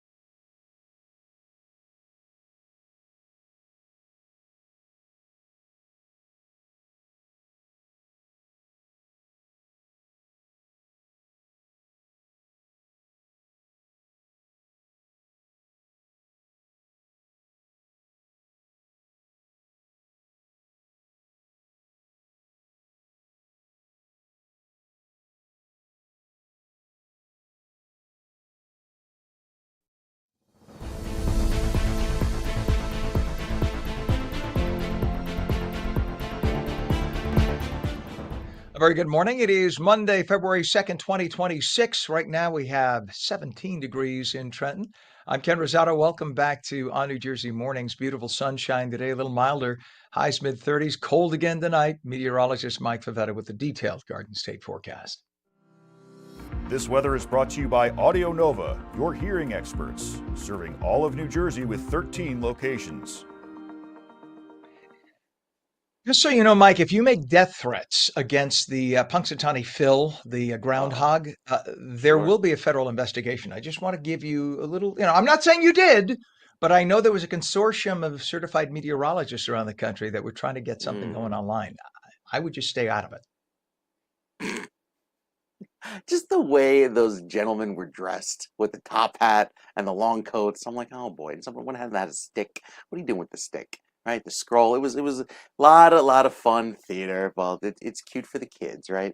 As we look ahead, though, and just try and stay warm on a day like today, looking ahead to another round of snow later tomorrow night across central and southern New Jersey that may accumulate to a couple of inches. The futurecast showing that pretty well, with the clouds coming in tomorrow afternoon and a very fast-moving system that races across the Delmarva. But here on the northern end of it, we tap into a little bit of light snow for a couple of hours tomorrow night, all clearing by Wednesday morning by daybreak. So yes, there'll be a fresh coating of snow on the ground, but it shouldn't be too impactful given what we just experienced. Then Friday morning, another round of light snow headed in our direction. That is another system to watch. It's just day after day, round after round of snow, and cold starting off each morning down in the single digits or teens, climbing only into the 30s each afternoon, and just making it to freezing tomorrow and Wednesday.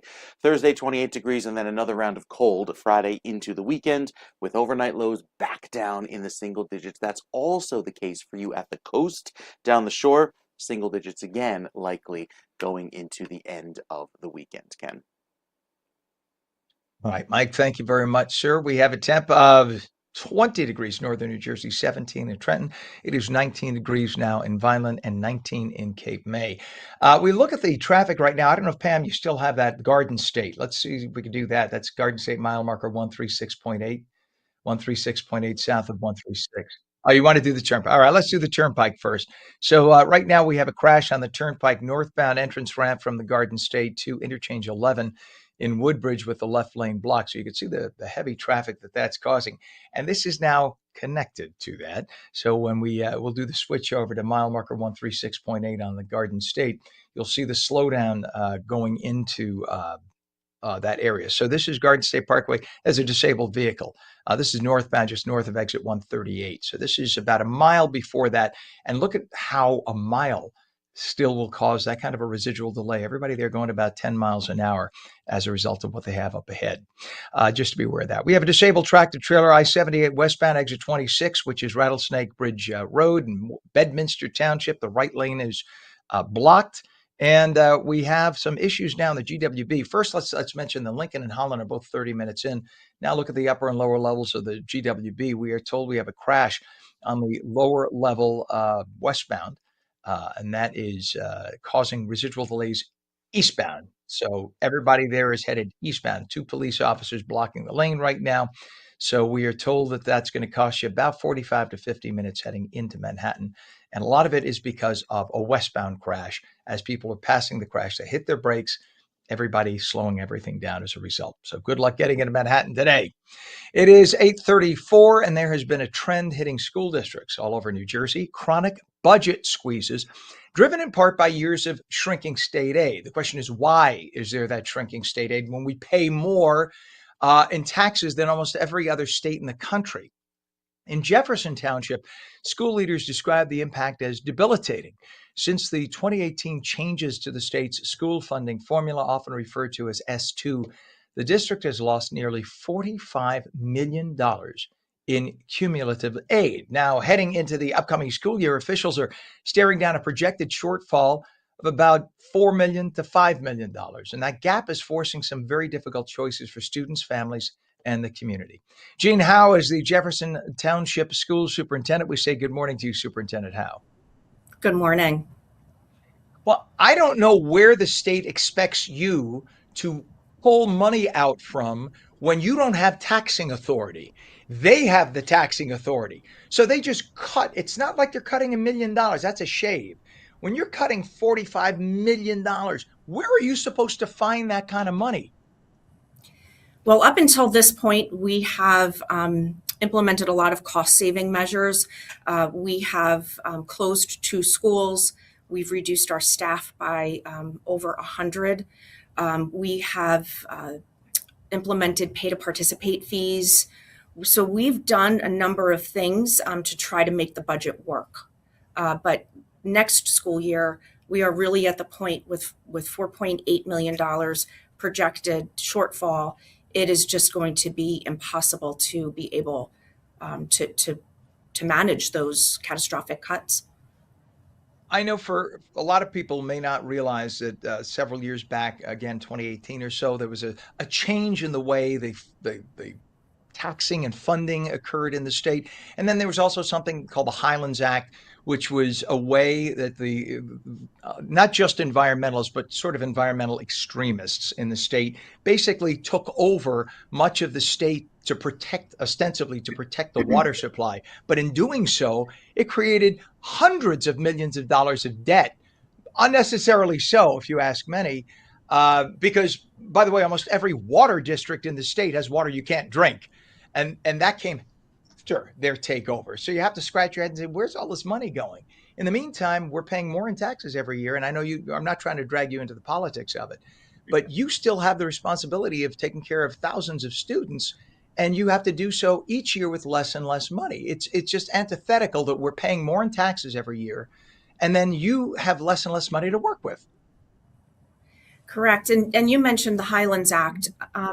About 88% of Jefferson Township is restricted for development because of the Highlands Act. That has an impact on the township's ability to develop new communities, add additional housing. Also, it limits the township's ability to have additional businesses, which impact ratables. So the tax base is spread among a smaller group of taxpayers, increasing the tax rate. But the impact that it has on our schools is that without the development of additional communities, there really isn't a way for our enrollment to grow. It keeps decreasing. And that's part of the reason we're in this situation. Jefferson Township is a wonderful community in which to live. There's a lot of great things going on in the township. So people are aging in place. They don't want to leave. So there really is a shortage of housing in Jefferson. Yeah. And Jefferson, it is a beautiful community. It's a place that you would want to move to if you could afford a nice house to bring your kids, because of great schools and because it's a great place to raise and keep a family. And what's sad is in the state of New Jersey, what you have is a lot of poverty around the bigger cities, the urban centers, the Newark, the Camden, the Patterson. And what happens is a lot of the money gets funneled right into those districts. They get the money not from those districts because those districts don't pay taxes. They really don't have that much money coming in, with the exception of business, because a lot of people don't earn the money to pay the taxes. So they go to districts like Jefferson Township, and the taxes being paid by homeowners there, take it and give tons of money to Newark. But it's almost like a bottomless pit. You don't necessarily see the return on investment. Newark, Patterson, Camden, this has been going on for decades, where the money gets sucked out of the rural districts and the suburban districts, going into the urban districts. And then you guys are left having to cancel sports programs. And the money, it's not like you see a rise in test scores in the big cities. Well, we really need help for next year. Again, our deficit is expected to be about $4.8 million short. That's our best guesstimate right now. And in order to make the budget balance, we would need to cut things such as athletics at all levels, co-curricular activities, basic skills, gifted and talented programs. There's just so much that is on the table right now in terms of what we would need to cut to make the budget work. And we're really hoping for some kind of relief between now and the time that our budgets are due, so we won't have to make these drastic cuts. And again, I'm not dragging you into this. I'm making a statement now. And I know as a great superintendent, you are, by the way, you come with great praise from people who live in your district. who Thank you. even work for our staff, and that's the truth. But I will say this, and this is my own little commentary on the side.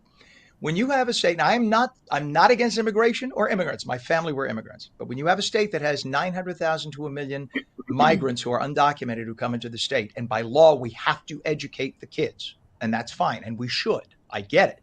The problem is now you have maybe 200, 300, 400,000 potential additional students in school districts up and down the state. And there has to be funding because you need bilingual teachers. And by the way, it's not any one language. We're talking about all over the world. We have Asian, Hispanic, Europeans who come here, who've been here illegally. Okay. So the point is, this costs money. And the problem is, you end up taking from the suburban districts where you don't have this issue and giving to the urban districts. I don't mean you, I mean the state. Giving to the urban districts where this is existing. And while it sounds like a wonderful thing, and it is in the heart a wonderful thing to welcome immigrants, legal or not, the problem is this costs hundreds of millions of dollars, and this is one of the problems we have. So this is something that's got to be addressed in Trenton, and if it isn't, it's only going to get worse. Any outlook now that we have a new governor in place for a change in the future, or is it just going to be status quo? I am very hopeful that Governor Sherrill is going to take a look at the funding formula. It is very flawed. The funding formula is supposed to run based on enrollment and the number of students in your district, but there are other factors that just don't work, such as the wealth and income factor that goes a little bit on property values. And unfortunately, you don't see your increase in your property value until you sell your home. You're no longer living in the community. It would be great if we were able to have additional funding for mandates that we are required by the Department of Education and the legislators to implement. We have a lot of unfunded mandates in the school system, so that would be something that would be helpful. But all of those right now, taking a look at the funding formula and making adjustments where needed, it's going to take time. And Jefferson Township Public Schools are out of time. We don't have the time to wait. We need immediate assistance, and we need it for next school year. Otherwise, we have very limited choices, none of which are good. They're just Superintendent. We have to go only because we have a hard commercial break. But that's Jefferson Township Superintendent Jean Howe. We're with you, and a lot of districts are suffering too. Thanks for joining us. We're coming Thank you for back. having me on your show.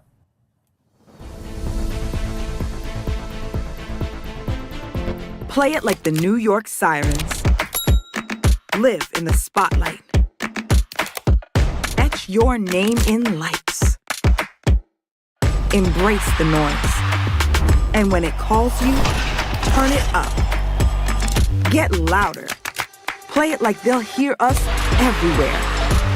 Because this is our team. New York Sirens. Play it big.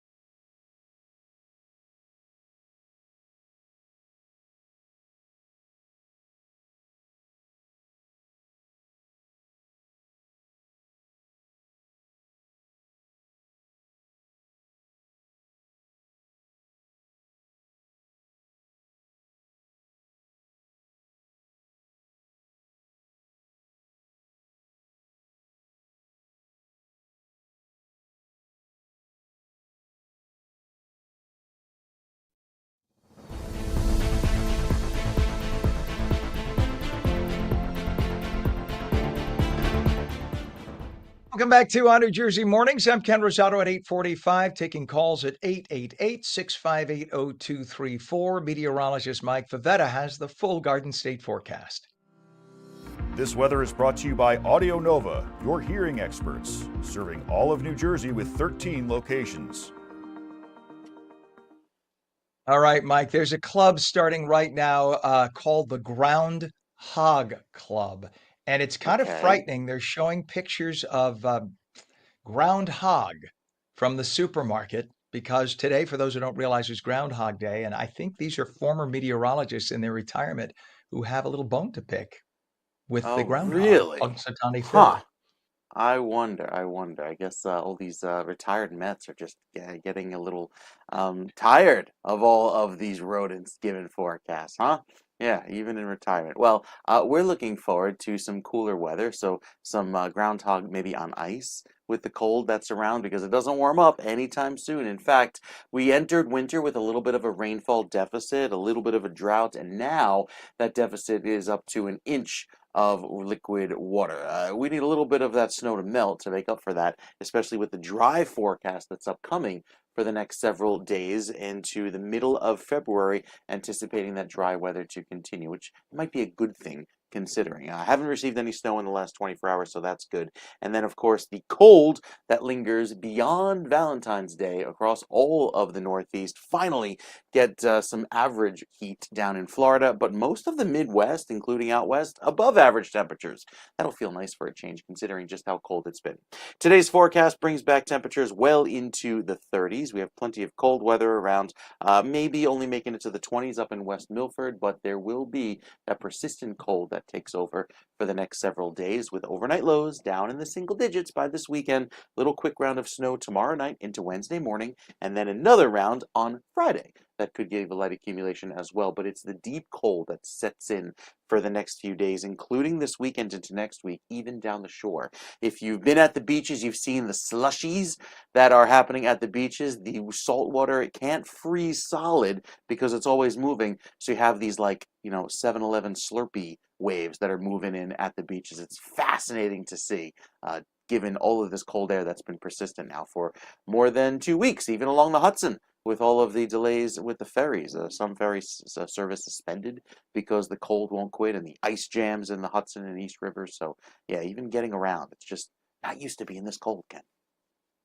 I see that. And by the way, this is what's been, just so you know, and I'm going to warn people, for those who are a little, get squeamish, you may want to look away, but that's what's circulating online for Groundhog Day. So this is former meteorologists circulating a meme about groundhog. So I would be very worried. I hope Punxsutawney Phil has some security. That's all I'm saying. 139 years old. We wouldn't want it to end tragically, let's just say. All right, sir, we will check back. Yeah. For those who missed it. Right. Punxsutawney said that he saw his shadow, he said. The weirdos with the big hats said that he saw his shadow, so 6 more weeks of winter. I stick with Mike Favetta, meteorologist, certified he is. Thank you, sir. We appreciate it, Professor. We'll see you tomorrow. Enjoy the day. Stay warm. I love it. He's such a good sport. It is 8:48 right now. We have a temperature of 17 degrees in Trenton, 21 degrees northern New Jersey. And in terms of traffic, let's take a look. Pam, you want to go to the Garden State Parkway first? We have a disabled vehicle, Garden State Parkway northbound, just north of exit 138, Route 509 in Kenilworth, with the right lane blocked. Over the Turnpike, we have a New Jersey Turnpike crash, northbound entrance ramp from the Garden State to Interchange 11. That's in Woodbridge with the left lane blocked. We have a crash on 195 westbound west of exit 5, Route 130 in Hamilton Township. Left lane of 2 lanes closed. Right now, snow removal operation going on the Goethals Bridge westbound from the New York side to the New Jersey side in Elizabeth. The right lane and shoulder were loaded up with snow from last week's storm. They dumped it into those lanes, restricting your lanes on the Goethals. Well, they now have to open them up. So it's going to be all day long. They're going back and forth trying to clear out those lanes because a lot of that snow is now encrusted into ice. But just beware, if you are riding the Goethals Bridge, you're going to see snow removal operations going on today. Just give them some space if you can. The Hudson River crossings right now, the Lincoln Tunnel is 35 minutes. The Holland Tunnel is 25 minutes. GWB upper and lower levels right now now moving a little better. There was a crash earlier on the westbound side causing rubbernecking on the eastbound side. You could see that that westbound issue has been cleared up, so the rubbernecking is down. It's about 40 minutes in the upper or lower levels right now on the GWB. And we will go to our interview. You've heard of the Super Bowl, even the Puppy Bowl, but how many people know of the Pizza Bowl? It's a New Jersey exclusive established by Jersey Pizza Joints. There are several thousand members throughout the Garden State, and Dominic Calisi, owner of Bucky's Pizza on Main Street in Chatham, is the winner of Best Pizza in New Jersey in Pizza Bowl 6 out of 200 pizzerias statewide. Good morning, Dom. Congratulations to you. Thank you very much. Well, I got to talk to you the other night at the Pizza Bowl briefly. I have to ask you again, what makes your pizza different? I don't know. I mean, I like to think that we don't take any shortcuts in what we do. I think that comes through from just doing sourdough pizza in general. It's a much more complex way of making dough. It's almost like a science experiment. I mean, we take the temperature of the flour, the water. I have calculated how much temperature the dough increases while it's mixing in the mixer to factor everything in. And, it sounds like overly complex, but when you do it every day, it's kind of like second nature. But I think those are the little things that make a big difference, in my opinion. Those are the things that the real pizzaioli in Naples will do, but most New York, New Jersey, Connecticut area pizzerias don't do. You know that. My family used to own a pizzeria. It was a very different dough, a very simple mix, but there's a difference in taste. When I sampled the crust, everybody at the table of 6, all the judges looked at one another, and without one exception, we all went like that. So, I think you got like 95% of the vote. It was unbelievable. It was a blowout. When did you first find out about this competition, Dom? And when did you decide this is for me? Well, I mean, I had been following it for a while. Like when we started as a pop-up in parking lots, I stumbled upon the Jersey Pizza Joints group on Facebook, and I saw that they were running a competition, and I was like, maybe one day I can compete there. But I never had a storefront, right? Like we started as a pop-up because money was tight, and I was in corporate America for over a decade. I had gotten laid off, and we didn't have the means to go straight into a brick and mortar. And in hindsight, that's probably the best thing that happened to us. But I mean, I'd been following it for a while, and I thought, hey, maybe one day I can get there, and here we are. So it's kind of a full circle moment. Have you kind of harnessed the power of social media in order to promote the product? Yeah, but I take none of the credit for that. That's all my wife. She's kind of the brains behind the operation. I just make the pizza. Well, if you had a crappy product, she could have promoted all that she wanted, and you wouldn't have had customers. So there's a combination there, obviously. How much prep did you do before the Pizza Bowl? I didn't do too much prep, if I'm being honest. Going into it, I wanted to make sure that if we were going to compete, it was going to be with the product that we serve every day. So I just went into the pizzeria the morning of. I gathered everything that I needed, and off I went. What was it like when you found out you won? It was surreal, having started from where we came from and getting laid off and selling our house.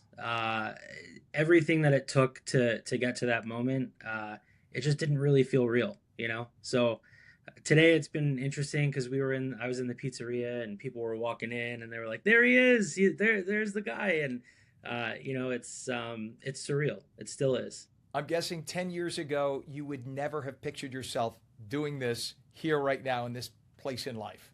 No, 10 years ago, I didn't even have any thoughts of making pizza. So. It's amazing. Are you ready for some serious crowds now? Yeah, I mean, I think we'll be able to handle it. We've been a pretty high volume pizzeria, so our team is incredible. All of our success I also owe to them. They show up every day and they put in the work, and I'm just eternally grateful to have such a great team. So I think hopefully we'll be able to handle it. Well, you deserve all the success in the world for all the hard work you do. Dominic Calisi, owner of Bucky's Pizza, Main Street in Chatham, the winner of Best Pizza in New Jersey in Pizza Bowl 6. Thanks for coming on this morning. Congratulations again. Thank you. Thank you for having me. I appreciate it. Really good guy, Dominic Calisi, the owner of Bucky's Pizza. And by the way, it was named Bucky's Pizza because Bucky was his grandfather in Brooklyn who had a business there, and this was in honor of Grandpa. The story behind him, right before his wife was about to have a baby, a year and a quarter ago, or a year and a half ago, I should say, his wife was about to have their baby. He gets let go from his tech job. And he worked in tech. He's a computer guy. He wasn't a pizza maker. And he decided, you know what? I am never going to work for somebody else again, ever. I know that feeling. I know that feeling, Dominic. Many of us do. And he wisely did something about it. People tend to wallow in their upset. Instead, he channeled that. He did something about it. And he borrowed money from relatives, and he originally started a pizza truck, a mobile truck. And with the help of his wife, who does great social media, they were able to send out burst alerts to people. Hey, check out our pizza. We'll come to a neighborhood near you today. And they started getting a cult following for their pizza. And yes, I'll tell you right now, I tasted it. I judged it Saturday. It is that good. He makes a sourdough crust. It is absolutely fabulous. And I've never tasted anything like it. It's a crisp crust with just the tiniest bit of different flavor. And you realize that's the sourdough. Sauce is perfectly savory sweet with just the right amount of cheese. It's a phenomenal pizza. They are on Main Street in Chatham, New Jersey. So please check them out. Bucky's Pizza, the winner of this year's Pizza Bowl, which this is out of 200 pizzerias throughout the state of New Jersey, to come in number one. And by the way, last year, the pizzeria that won number one was only in business a little over a year as well. He was only in business with his brick and mortar location since October of 2024 on Main Street in Chatham. And they get so busy now sometimes on Saturday nights, Friday and Saturday nights, they ask people, they sometimes have to freeze the online ordering because they can't keep up. So I said, it's time to open a couple more locations, my friend. So that's a good problem to have. But congratulations, Dominic Calisi, for Best Pizza in New Jersey from Pizza Bowl 6. And congratulations also to our friend Tim Galasso from earlier we had him on for his winning of the Best Meatball in New Jersey. It's wonderful having you with us. Catch us again tomorrow morning starting at 7 a.m. with Mornings with Ken Rosato. Till then, stay warm. We'll see you then. Bye-bye.